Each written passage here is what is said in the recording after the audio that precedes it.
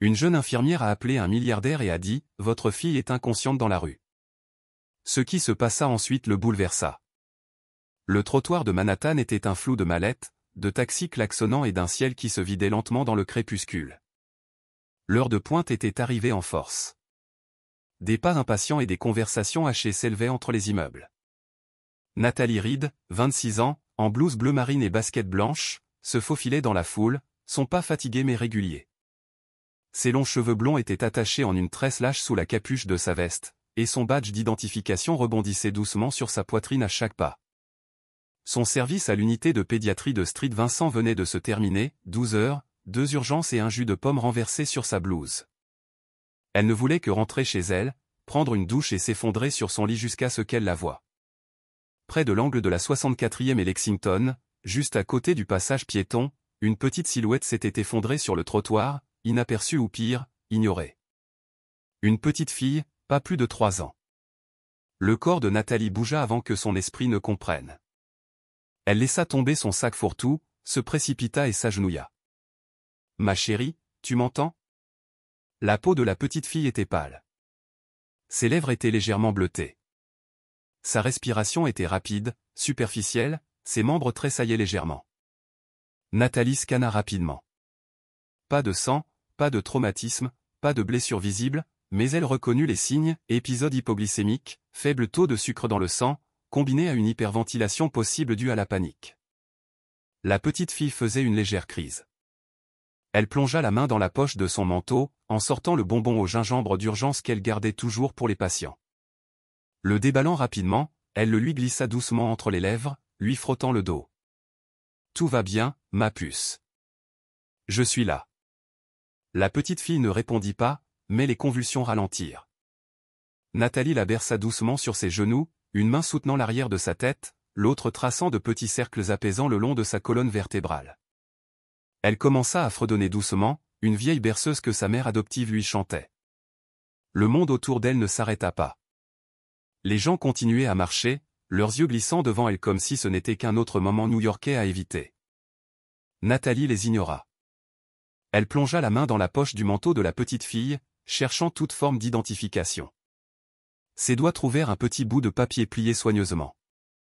En lettres majuscules, il était écrit « Ava Willis ». En cas d'urgence, appelez ce numéro. Sous les mots se trouvait une suite de chiffres manuscrits, un numéro de téléphone. Nathalie n'hésita pas. Elle sortit son téléphone d'une main et commença à composer. Une sonnerie, 2. Puis, qui est à l'appareil? La voix était sèche, grave et maîtrisée. Je suis infirmière. J'ai trouvé une petite fille, Ava, inconsciente près de Lexington et de la 64e. Elle est éveillée maintenant, mais désorientée. Je pense que c'était une crise d'hypoglycémie. Ne bougez pas. Restez avec elle. J'arrive. Clic. Pas de nom, pas de question, juste un ordre et une tonalité. Nathalie cligna des yeux devant la brusquerie, puis baissa le regard. Les petits doigts d'Ava s'étaient enroulés fermement autour de son pouce.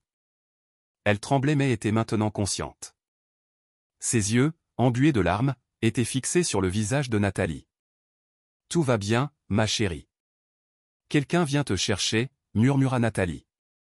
Elle se balança légèrement, fredonnant à nouveau tandis que la respiration de la petite fille ralentissait. 17 minutes plus tard, une élégante Bentley noire s'immobilisa au bord du trottoir. Les sirènes de Manhattan s'estompèrent en un bourdonnement derrière elle. Nathalie s'accroupit à côté de la petite fille sur le trottoir, un bras enroulé de manière protectrice autour de ses épaules tandis qu'Ava s'appuyait contre sa poitrine. Sa respiration s'était régulée et la couleur était revenue à ses joues. Ce n'est que maintenant, dans ce calme, que Nathalie s'autorisa à lever les yeux. L'homme qui venait d'arriver se tenait immobile, sa haute silhouette projetant une longue ombre sur le béton. Grayson Wells. Son nom n'avait pas été prononcé, mais il était gravé dans chaque titre, chaque article financier, chaque couverture de magazine au cours des 5 dernières années. Il était encore plus intense en personne, un costume coûteux taillé avec précision, une mâchoire acérée, des yeux plus froids que le vent de décembre. Mais alors qu'il regardait Ava, quelque chose dans sa posture se brisa. Sa voix, bien que calme, hésita. « Elle va bien ? » « Elle est stable maintenant, » dit Nathalie doucement. Elle a fait un léger choc hypoglycémique, elle n'avait probablement pas mangé depuis des heures. Combiné à une détresse émotionnelle et à l'épuisement, cela a déclenché la panique et l'effondrement. Elle va bien, mais elle a besoin de repos, d'eau, de nourriture. Les lèvres de Grayson s'entr'ouvrirent, mais aucun son n'en sortit. Derrière eux, son équipe de sécurité gardait une distance respectueuse. Personne n'interrompit. Nathalie ajusta soigneusement le manteau d'Ava et continua doucement. Elle devait pleurer depuis un moment. Ses glandes lacrymales étaient sèches. Et ses chaussures. Elle hocha la tête vers les petites chaussures roses de l'enfant, usées. Elle a dû marcher des kilomètres. Elle n'était pas censée être seule, marmonna-t-il. Aucune explication ne suivit, juste une mâchoire serrée et une profonde inspiration qui ne parvint pas à le calmer. Mais la vérité commençait à se révéler, doucement, douloureusement. Plus tôt cet après-midi-là, la voiture était garée près de Madison. La nounou était partie un instant pour prendre un café, supposant qu'Ava dormait toujours sur le siège arrière. Les portières ne s'étaient pas verrouillées correctement. La petite fille s'était réveillée seule, effrayée, et avait erré dans la foule. Il ne fallut pas longtemps pour que la faim, ou la panique, ou le silence ne la frappe. Grayson fit un pas en avant, tendant la main vers Ava, mais la petite fille, toujours accrochée à la veste de Nathalie, pleura. « Papa » murmura-t-elle, à peine audible. Mais elle ne lâcha pas Nathalie. Nathalie lui adressa un petit sourire rassurant. « C'est bon. Il est là. » Doucement, elle commença à détendre les doigts de la petite fille de sa manche de manteau, plaçant la main d'Ava dans celle de son père. Elle leva les yeux vers Grayson. Alors leurs regards se croisèrent pleinement pour la première fois. Quelque chose dans les siens le fit hésiter. Ni peur, ni admiration, juste une compassion claire et constante. Il plongea la main dans son manteau, sortit une mince pince à billets et lui offrit un billet plié. Elle secoua la tête presque instantanément.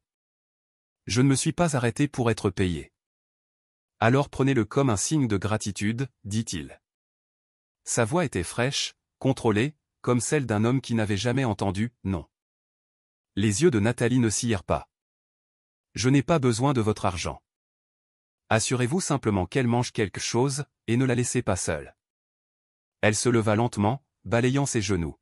« Je dois y aller. » La main d'Ava se tendit de nouveau, ensommeillée.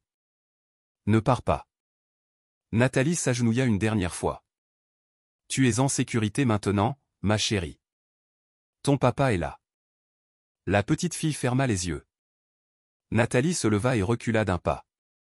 Pendant un instant, Grayson ne dit rien. Il la regarda se tourner, ses cheveux blonds attrapant la lumière dorée du coucher de soleil tandis qu'elle se fondait à nouveau dans le flux de la ville, ses pas fermes sur le trottoir. Elle ne regarda pas en arrière, et il ne put s'empêcher de la regarder partir. Elle marcha 6 pâtés de maison avant d'expirer. Ses mains tremblaient encore légèrement, non pas de peur, mais de ce poids familier et résonnant qui suivait toujours des moments comme ceux-ci. Des moments où le monde vous offrait un choix, passer son chemin ou s'agenouiller. Nathalie Reed avait choisi de s'agenouiller, tout comme elle l'avait fait à l'âge de 10 ans lorsque sa sœur d'accueil s'était effondrée sur un banc public, et que personne ne s'était arrêté pour l'aider. Même pas quand Nathalie avait crié. Ce souvenir ne la quitta jamais. Il l'avait suivie à travers chaque foyer d'accueil, chaque emploi, chaque examen à l'école d'infirmière. C'est pourquoi elle n'avait pas hésité aujourd'hui, parce qu'elle savait ce que cela faisait d'être invisible. Grayson s'assit à l'arrière de sa Bentley, Ava endormie sur sa poitrine, sa petite main enroulée autour de son revers. La voiture ne bougea pas encore. Il regarda par la fenêtre l'endroit où elle avait disparu. L'infirmière, la fille aux cheveux couleur miel et au feu dans la voix. Elle s'était éloignée de l'argent, s'était éloignée de lui. Elle l'avait regardé droit dans les yeux, non pas comme un milliardaire, non pas comme un titre de journal, mais comme un père. Et maintenant, pour la première fois depuis 6 mois, sa fille dormait paisiblement, avec confiance. Il la regarda, puis de nouveau la rue. Pour un homme qui croyait que tout le monde voulait quelque chose, il ne pouvait pas comprendre ce que cela signifiait quand quelqu'un ne voulait rien.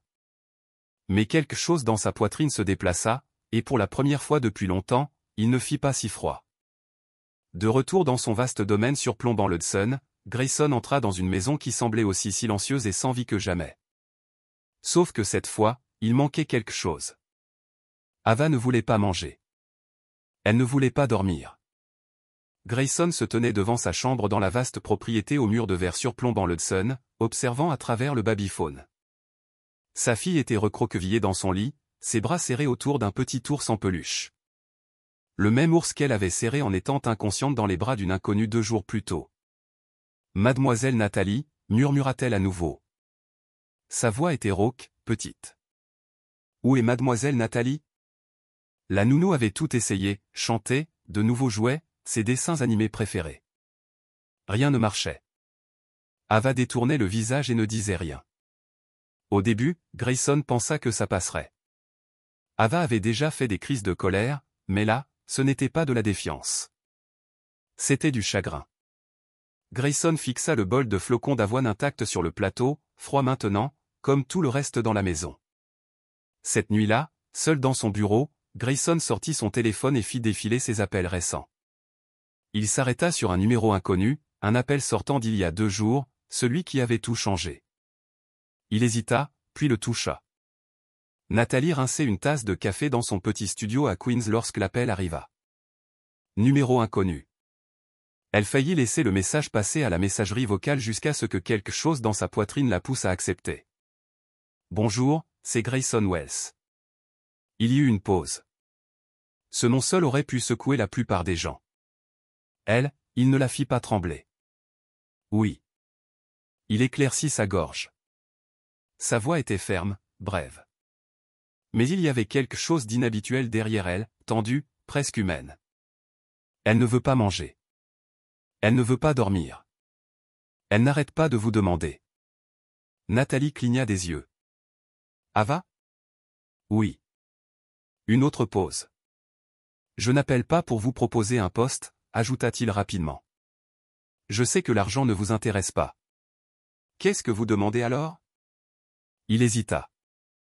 Alors je demande si vous envisageriez de venir juste quelques jours. Elle vous fait confiance, et franchement, je ne sais pas quoi faire d'autre. Nathalie ferma les yeux un instant.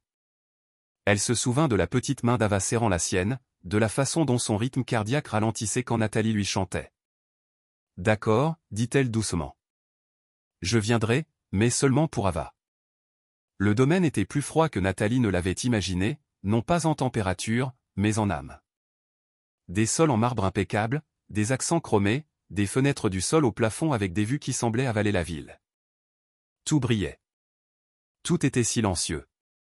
Pas de rire, pas de chaleur, jusqu'à ce qu'Ava la voix. La petite fille courut dans le couloir pieds nus, manquant de trébucher. « Mademoiselle Nathalie !» cria-t-elle, se jetant dans les jambes de Nathalie. Nathalie s'agenouilla et Ava enfouit son visage dans son cou. C'était la première fois qu'elle souriait depuis des jours. Derrière elle, Grayson se tenait silencieusement, observant la scène se dérouler. Ses yeux, habituellement illisibles, s'animèrent de quelque chose comme de l'admiration. « Merci, dit-il, sa voix plus douce qu'auparavant. Nathalie hocha la tête, se levant avec Ava toujours accrochée à elle. « Je ne suis ici que pour quelques jours, jusqu'à ce qu'elle aille mieux. » Je comprends. Au fil des jours, la maison commença à changer. Ava riait davantage, parlait davantage. Elle insista pour que Nathalie lise les histoires du soir, et seulement Nathalie. Elle exigea qu'elle mange ensemble dans la cuisine au lieu de ses repas habituels sur un plateau dans sa chambre. Elle demanda à Nathalie de s'asseoir à côté d'elle pendant ses dessins animés. Grayson observait depuis les marges, peu familier avec cette version de sa maison. Un matin, Nathalie trouva Ava assise sur le sol en marbre, dessinant avec des crayons, quelque chose que Grayson ne l'avait pas vu faire depuis 6 mois. « Vous êtes doué avec elle, dit-il depuis l'embrasure de la porte. « Elle est facile à aimer, répondit Nathalie sans lever les yeux. Il resta silencieux un instant, puis ajouta « Vous êtes différente. » Nathalie leva les yeux. « De quoi ? » « De tous ceux qui entrent dans cette maison, dit-il. Ils veulent tous quelque chose. » Elle sourit faiblement. « Je ne suis pas entré dans cette maison. Vous m'avez invité, et je ne veux toujours rien. » Cela le fit hésiter. Elle se leva et brossa ses jeans. « Maintenant, si vous voulez bien m'excuser, Ava veut des pancakes. Et apparemment, elle pense que je suis une chef de renommée mondiale. » Alors qu'elle passait devant lui, leurs épaules se frôlèrent. Aucun des deux ne dit un mot, mais quelque chose se déplaça, pas bruyant, pas dramatique, juste un savoir tacite. Elle était la première chaleur à être entrée dans cette maison depuis très longtemps, et il n'était pas sûr de vouloir qu'elle parte. La première nuit que Nathalie passa au domaine des Wells, elle ne déballa pas ses affaires. Elle se dit que c'était temporaire, quelques jours, juste le temps qu'Ava se calme. Mais au moment du coucher, la petite fille s'était déjà recroquevillée à côté d'elle sur le lit moelleux de la chambre d'amis, ses petits doigts agrippant la manche de Nathalie comme une bouée de sauvetage. Dans le couloir, Grayson se tenait devant la porte, la douce cadence de la voix de Nathalie dérivant à travers la fente. Elle racontait à Ava une histoire, quelque chose sur un lapin courageux et une boussole perdue, et la façon dont elle tissait les mots, doux et musicaux, faisait que même les murs semblaient plus chauds. Il n'avait pas l'intention d'écouter aux portes, mais il ne partit pas non plus. Le lendemain matin, Grayson entra dans la cuisine à 7 heures, s'attendant à moitié à trouver Ava grincheuse et refusant son petit déjeuner comme d'habitude. Au lieu de cela, il la vit assise au comptoir, les jambes se balançant, riant, tandis que Nathalie faisait des pancakes, bancales et inégales, mais fumantes et réelles. Elle dit, « Ceux-là sont meilleurs que ceux du chef », dit Nathalie, à moitié s'excusant, attrapant son sourcil levé. Ava sourit. Ils ont le goût des câlins. Grayson ne dit rien, mais quelque chose tira dans sa poitrine. Plus tard ce jour-là, la chemise de Nathalie s'accrocha à la porte de la chambre d'amis. Un tissu bon marché et des poignées de porte antiques formaient une combinaison dangereuse.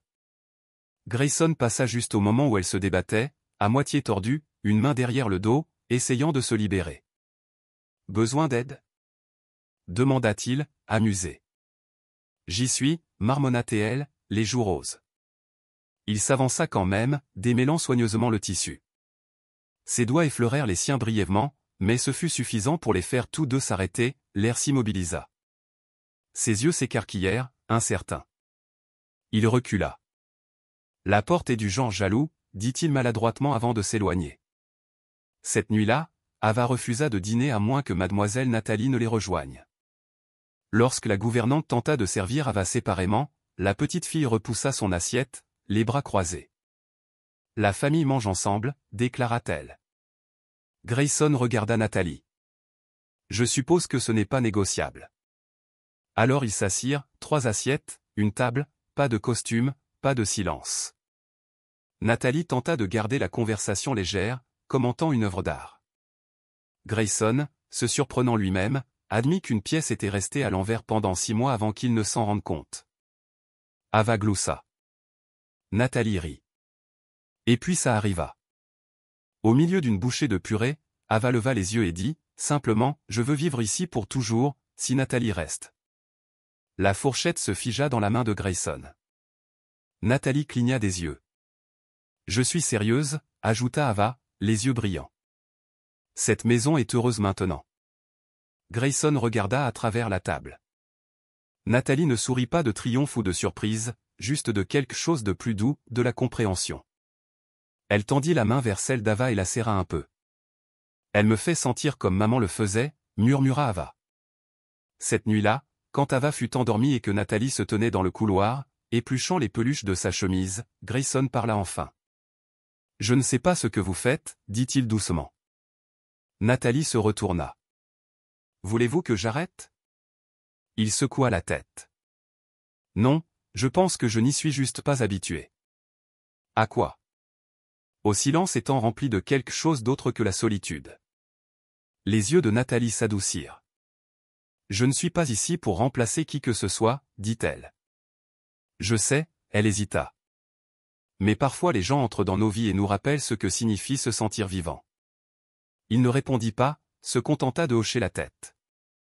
Derrière eux, Ava remua dans son sommeil. Et pour la première fois depuis des mois, le domaine des Wells ne ressemblait pas à un musée de chagrin. Il ressemblait à une maison. Cela commença par un rire. Ava s'était glissée sur le balcon juste après le déjeuner. Le ciel avait changé soudainement, des nuages sombres roulaient comme un rideau que l'on tire. Une averse printanière s'était déversée sur Manhattan, fraîche et chaotique. Ava, pieds nus et tourbillonnant dans sa robe rose, poussa un cri de joie. Lorsque Nathalie la trouva, elle était trempée, les joues rouges, les cheveux collés à son visage. « Ava ! s'écria Nathalie, se précipitant avec une serviette. Ma chérie, tu vas tomber malade. La petite fille se contenta de glousser, mais au soir, la fièvre s'était installée. Elle frissonnait sous des couches de couverture, son petit corps se recroquevillant d'inconfort. Son front était brûlant. Sa respiration devint superficielle, irrégulière. Nathalie resta à ses côtés, pressant des compresses fraîches sur sa peau, chuchotant doucement, vérifiant ses signes vitaux toutes les heures. Elle prépara un bain tiède pour faire baisser la température, lui donna de petites gorgées d'eau et lui frotta doucement le dos jusqu'à ce que l'enfant tombe dans un sommeil agité.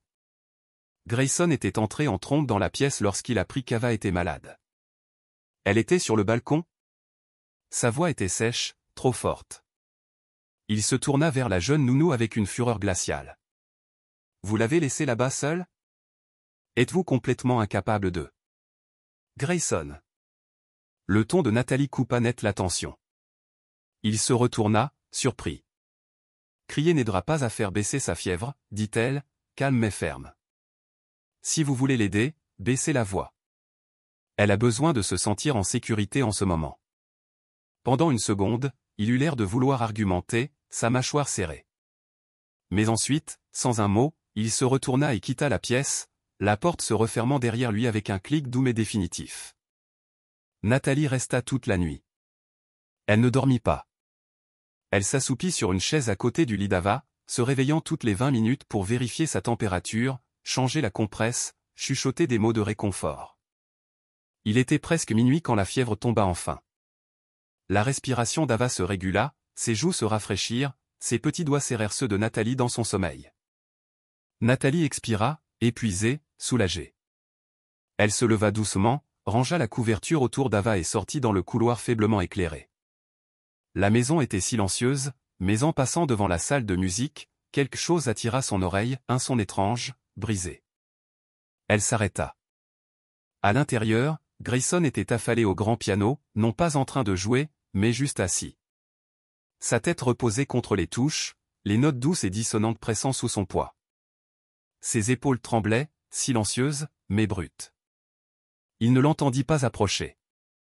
Nathalie se tenait là à observer, l'homme que personne n'avait jamais vu vulnérable, l'homme que le monde connaissait comme un titan de la technologie, intouchable, précis, replié sur lui-même, se défaisant. Elle ne parla pas. Elle s'avança simplement et posa doucement sa main sur son épaule. Son souffle se coupa. Il ne leva pas les yeux, mais il murmura, sa voix rauque et basse, « Je ne sais pas comment être un père. » Un battement. Je peux diriger des réunions de milliards de dollars, négocier des contrats qui façonnent les marchés. Mais je la regarde, et je me fige. Elle mérite quelqu'un de mieux. Nathalie s'agenouilla légèrement pour qu'il soit à hauteur des yeux. Vous n'êtes pas un mauvais père, Grayson, dit-elle doucement. Vous êtes juste en deuil, et peut-être que vous oubliez qu'elle est en deuil aussi. Cette phrase tomba comme une cloche discrète dans une cathédrale, douce mais impossible à ignorer. Il la regarda enfin. Ses yeux étaient rouges, fatigués, grands ouverts avec quelque chose comme de la réalisation, comme de la gratitude. Le silence s'étira entre eux, mais il n'était pas lourd cette fois. Il était tendre. Une nouvelle sorte de compréhension le traversa. Grayson ne tenta pas de s'excuser. Nathalie ne lui demanda pas de le faire. Certaines choses étaient mieux portées en silence. Et cette nuit-là, pour la première fois depuis les funérailles de sa femme, Grayson Wells permit à quelqu'un de voir la tempête en lui. Et pour la première fois, il ne l'affronta pas seul. Cela commença par un clic. Une photo inoffensive prise un après-midi ensoleillé devant une épicerie locale. Nathalie poussait le chariot. Ava était assise à l'intérieur, portant des lunettes de soleil en forme de cœur égloussant. Grayson marchait à côté d'elle, tenant un sac en papier brun et riant de quelque chose qu'Ava avait dit. Pour quiconque les connaissait, c'était un moment ordinaire. Pour Internet, ce fut tout autre chose. Le lendemain matin, les titres explosèrent sur les sites de divertissement et les fils d'actualité des réseaux sociaux, la nouvelle flamme du milliardaire de la technologie? Qui est l'infirmière blonde? Aperçue avec Grayson Wells. Des blouses au drap de soie. Dans la vie de Nathalie Reed, Cendrillon 2. Nounou ou petite amie du milliardaire? Nathalie vit les articles pour la première fois en faisant défiler son téléphone pendant sa pause à la clinique. Elle resta stupéfaite. Sa boîte de réception était inondée. Son téléphone sonna avec des appels de numéros qu'elle ne reconnaissait pas. À midi, ses collègues chuchotaient derrière son dos. Elle attrapa des fragments dans le couloir. Est-ce vrai? Elle sort vraiment avec lui. Intelligente, cette fille, de mettre le grappin sur un homme comme ça. À l'école maternelle, Ava ne fut pas épargnée non plus. Un autre enfant avait répété quelque chose que ses parents avaient dit à la maison. Quelque chose de cruel. Quelque chose dont Nathalie n'eut jamais la version complète, mais assez pour qu'Ava rentre silencieuse, les yeux baissés, demandant « C'est mal que j'aime Nathalie ?» Grayson était furieux. « Je vais les poursuivre en justice, chacun d'eux, » grogna-t-il après avoir lu les tabloïds. « Je m'assurerai que leur serveur brûle. » Mais Nathalie se contenta de secouer la tête. « On ne peut pas poursuivre les gens pour des commérages, Grayson. Surtout quand c'est déguisé en curiosité. » Ses poings se serrèrent. « Vous ne méritez pas ça. » Elle sourit un peu, triste. « Ce n'est pas ce que je mérite. C'est ce dont Ava a besoin. Et en ce moment, elle a besoin de calme. » Cette nuit-là, bien après qu'Ava soit allée se coucher, Nathalie se tenait près de la fenêtre de la chambre d'amis. Les lumières de la ville clignotaient au loin, indifférentes et froides. Elle tenait une petite enveloppe dans sa main. Elle avait pris sa décision.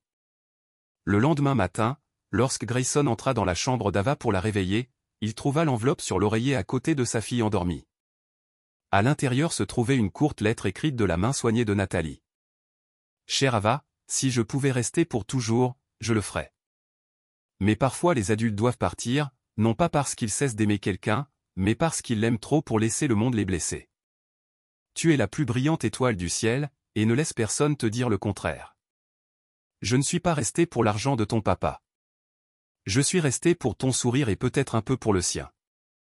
Avec tout mon amour, Nathalie. » Grayson regarda la lettre longtemps. Il la lut une fois, puis encore, puis une troisième fois, plus lentement. La pièce semblait plus petite, le silence, plus fort. Dans le couloir, la chambre d'amis était vide. Ses affaires avaient disparu. Son parfum persistait faiblement, lavant des quelque chose de plus chaud, quelque chose qu'il ne pouvait nommer. Il trouva Ava assise sur les escaliers avec son ours en peluche, celui que Nathalie avait recousu 2 semaines plus tôt après avoir perdu une oreille. Son visage était pâle. Elle ne demanda pas où Nathalie était partie, elle savait déjà. Grayson s'accroupit devant elle. « Tu veux parler ?» Ava secoua la tête, puis murmura « C'est ma faute ?» Sa gorge se serra. « Non, dit-il, la voix basse. Non, ma puce. Rien de tout cela n'est ta faute. » Mais au fond de lui, Grayson savait qu'il n'avait pas réussi à protéger la seule femme qui avait jamais vraiment fait de cette maison un foyer. Et pour la première fois, il réalisa qu'il ne l'avait pas seulement perdu pour Ava, il l'avait perdu pour lui-même. Le silence dans le domaine des Wells n'était pas le genre paisible. Il était creux. Ava cessa de chanter.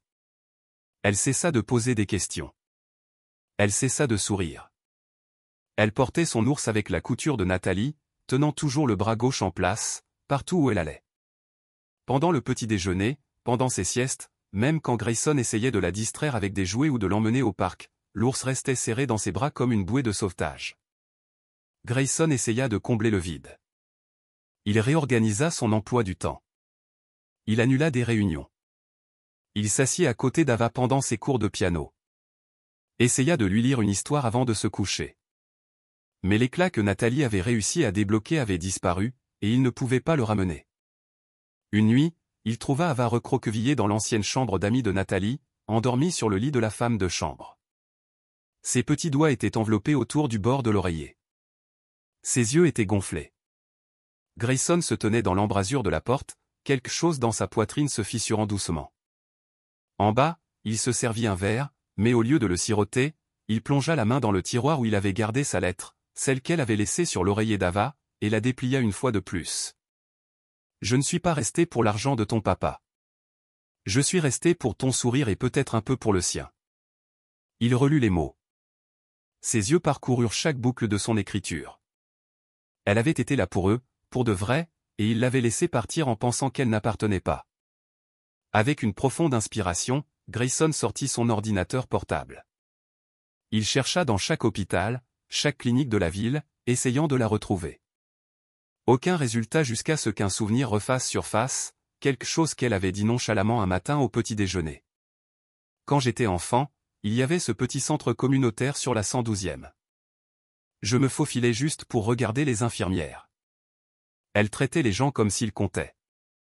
Il appela son chauffeur.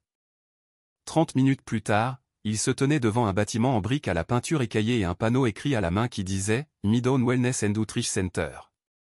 À l'intérieur, l'air sentait le désinfectant pour les mains et le café fort. Une infirmière en blouse bleue, les cheveux argentés tirés en un chignon soigné, leva les yeux du bureau d'accueil. « Je peux vous aider, monsieur ?» Grayson s'avança, incertain de comment commencer. « Je cherche quelqu'un. Son nom est Nathalie Reed. Elle était ici une fois. Peut-être bénévole. » Le visage de la femme s'adoucit au nom de « Nathalie ». Elle hocha lentement la tête. Elle était ici. Elle ne reste pas longtemps au même endroit. Le cœur de Grayson se serra. Savez-vous où elle est allée? Non, dit doucement l'infirmière. Mais je sais pourquoi elle est partie. Elle marqua une pause, puis ajouta, Nathalie vient dans des endroits comme celui-ci non pas pour l'argent. Elle vient parce que les gens ici sont oubliés, et elle se souvient d'eux. Toujours. Grayson baissa les yeux, les doigts se resserrant sur le bracelet de sa montre. J'ai besoin de la trouver, dit-il doucement. La femme l'étudia. Après un instant, elle dit, Nathalie ne se cache pas du monde, monsieur Wells. Mais elle s'éloigne de tout ce qui confond l'amour et la commodité.